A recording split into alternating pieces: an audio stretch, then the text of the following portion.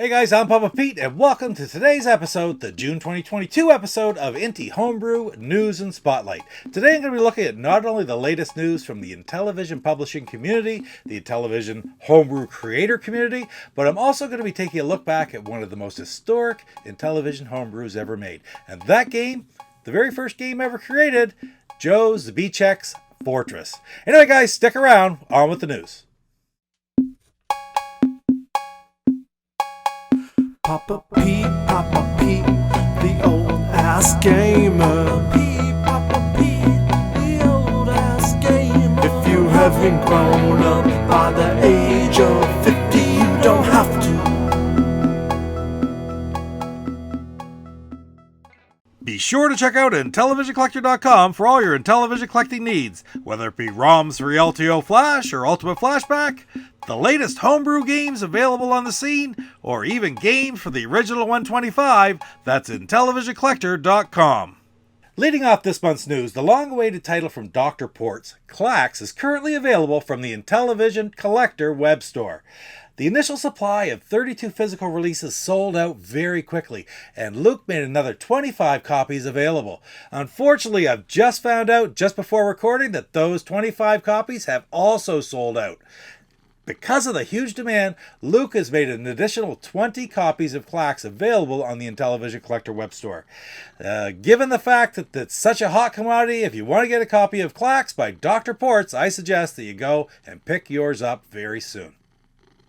Sticking with the Intellivision Collector, we have this month's top story.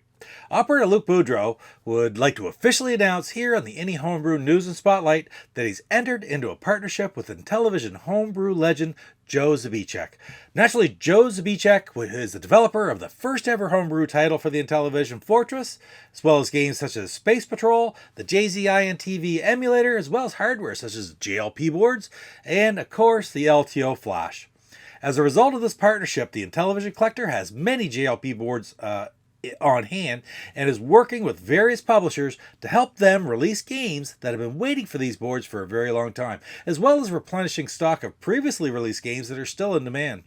This could even potentially mean a future release of additional LTO flashes. Watch future monthly INTY homebrew news reports for if and when this happens. Finally, in Intellivision Collector news, Boudreau would like to announce that the Intellivision Collector will be the official publisher of 4 new Intellivision homebrew titles in 2022, including one that will be released very soon, August 2022. Again, watch for more details to be announced in an upcoming episode of INTY Homebrew News and Spotlight. Rev from Intellivision Revolution would like to announce that the final assembly for the most recent orders should be completed by the time of this video, and they are scheduled for shipping, or at least to start shipping, on Monday, June 27th. Watch for emails about your orders being shipped in the days to come. Orders for several other titles will be starting the last week of June. These titles include Oscar Toledo G's Castle of Death, Brian Puddin's Keystone Capers, and Carlos Madruga's Bank Panic. Frankenstein's Monster, as well as an additional, as of yet unnamed title, will also be released for sale later this summer. Rev also plans to have 3 additional titles making their debut at the 2022 Portland Retro Gaming Expo in October. Finally, in Intellivision Revolution news, Rev and David Harley's partnership continues, with possibly more titles coming to the ROMs vault on the Intellivision.us website. Brian Puddin also has an upcoming ROM release, with a possible physical release coming in the future. Following up on more Intelligentvision news, David Harley is currently working on a Super Pro version of Space Armada, which will visually bring it more in line with the clone's inspiration, Space Invaders. But it will still include many options that will make it a distinctly different game than the original. For now, we may see this title for purchase in the ROM vault prior to an expected physical release. In Electronite news, William Muller reports that he expects the pre-orders for upcoming games to be shipped from Canada in October. Also, the Pandora incident is expected to debut in September via the Intellivision Collector website. Finally, Electronite is still hoping to debut the highly anticipated Kai Magazine title Star Mercenary at this year's Portland Retro Gaming Expo in October, provided the logistics line up perfectly as is currently the case. As a follow-up to last month's news on the pre-orders for Carlos Madruga's Norseman, Patrice from Cote Gamers is happy to say that pre-orders are going very well, and they'll continue until the end of July. There won't be very many copies available after the pre-order stage, so if you want a copy of the deluxe or the budget version, you should get your orders in now. Now, one item that you may have noticed in the deluxe package of Norseman was the 3D printed Viking helmet.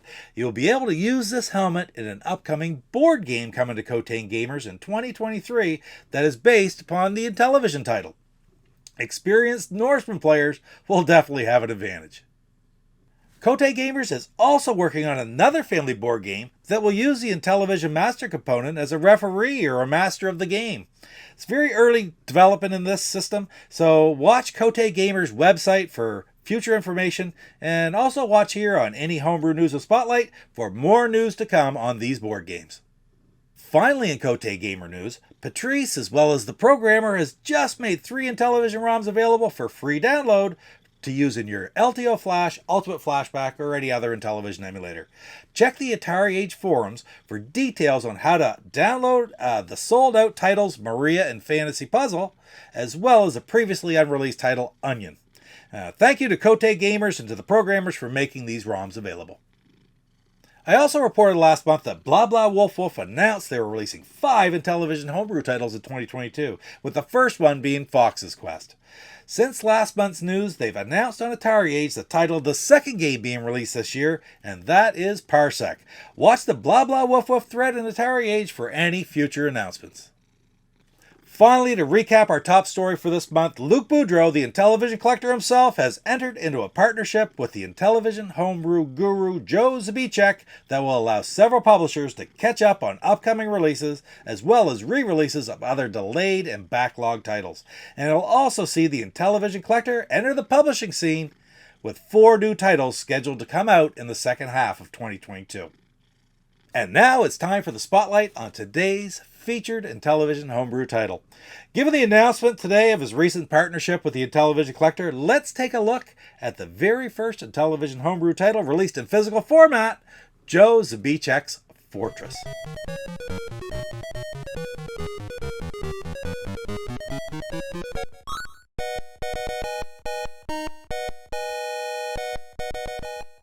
When you think of truly historic Intellivision homebrew games, Joe Zbiciak's Fortress should be the game that comes to mind for any Intellivision fan or historian.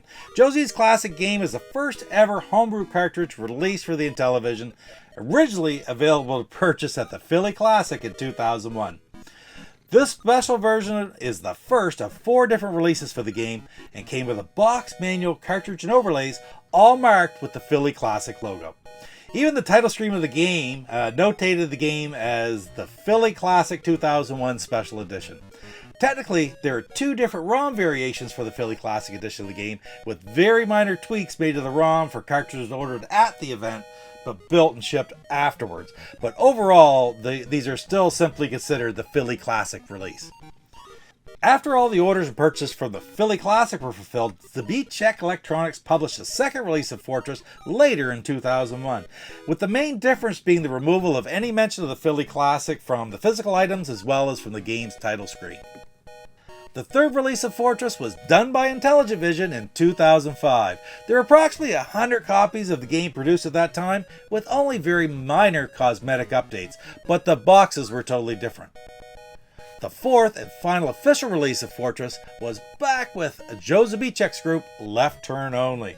This release was done to coincide with the release of LTO's Space Patrol, which was inspired, of course, by the classic arcade hit Moon Patrol. And aside from the physical packaging improvements, which were significant, there were more changes on the title screen, as well as improvements made to the game's Easter eggs. I'll talk more about the Easter eggs later on. Overall, the simple history of Fortress follows the path of a few different releases and minor variations on a very good Tetris clone. Call it what it is. More importantly, though, is the fact that this historic game's creation started the entire Intellivision homebrew scene and inspired all future game creators and publishers, breaking ground for what the Intellivision homebrew community has become today.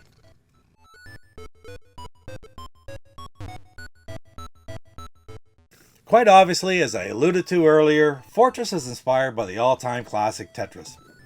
Frankly, most everyone's played Tetris, so I won't go into a lot of detail about how to play the game, but it's undoubtedly the most expansive video game ever played by a more diverse demographic than any other game in history.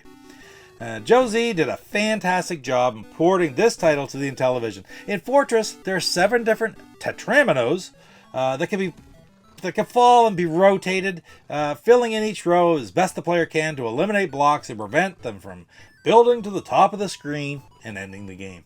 The player can move the falling tetraminos left and right with the sides of the disc and make it drop faster with the bottom of the disc. The blocks can be rotated clockwise and counterclockwise using the upper and lower side buttons.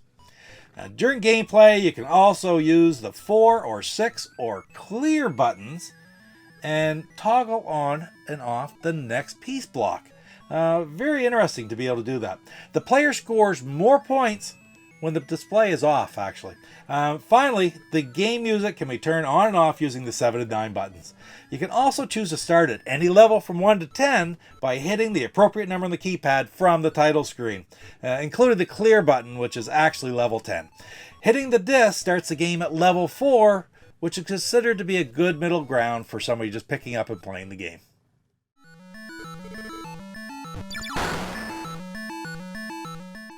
Fortress doesn't have complicated graphics, but neither does the game that inspired it. That being said, the game looks great on the screen with clear, clean, concise layout. The colors are bright, but they're easy on the eyes at the same time. The score is nice and clear at the bottom, as is the level and lines indicator on the left-hand side. The preview block, it's always on the right-hand side, even when it's turned off. But like I said, it only shows the next piece when you have it activated, as I mentioned earlier in the control section. At the end of the day, the graphics aren't mind-blowing, but they're just simply perfect for this game.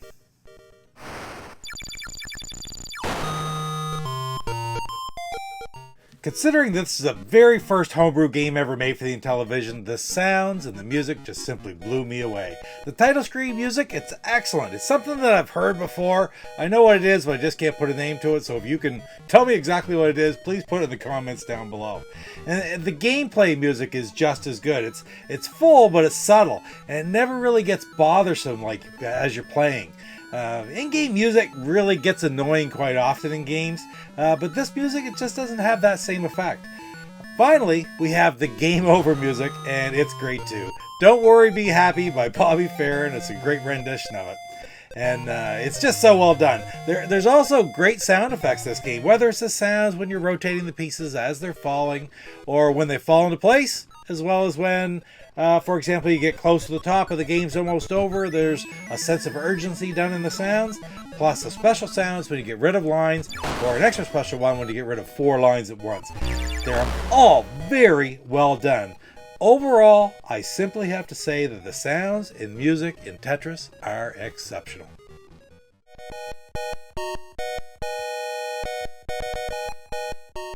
First of all, Fortress includes a special sound test screen that can be accessed by pressing 0 on the title screen. It takes you to a screen where you use the keypad buttons to play the different sounds and the different music pieces from the game, and you can also play with the speed of them a little bit. It's kind of neat, really. It's very interesting. Fortress also contains some Easter eggs that have been tweaked up through the different ROM versions. Some improvements have been made, some changes have been made to them through the different renditions of the game. First of all, there's the title screen Easter egg, and that's just a message from Joe Z himself for the player, thanking them for playing the game. Next is a hidden game of Pong that's available, and it's also been tweaked. There's known to be black and white versions of Pong, and there's known to be color versions of Pong, and you can access these by certain key presses from the title screen or from various points where you then hit reset and get into these areas.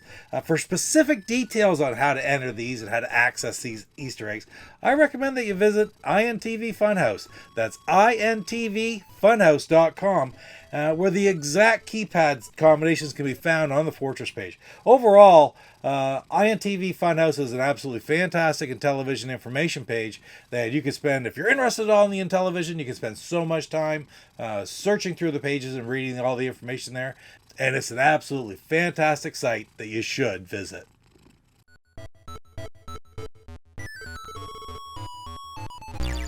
Well, I'd like to say right off the bat, I've never been a huge fan of Tetris at any point in time. I've played it since the 80s, and it's a great game. There's no taking away from that, but it's just never been one of my favorites, nor any of the clones. But that being said, there's just so many wonderful things that could be said about Fortress. First of all, it just simply does an excellent job of replicating the Tetris experience.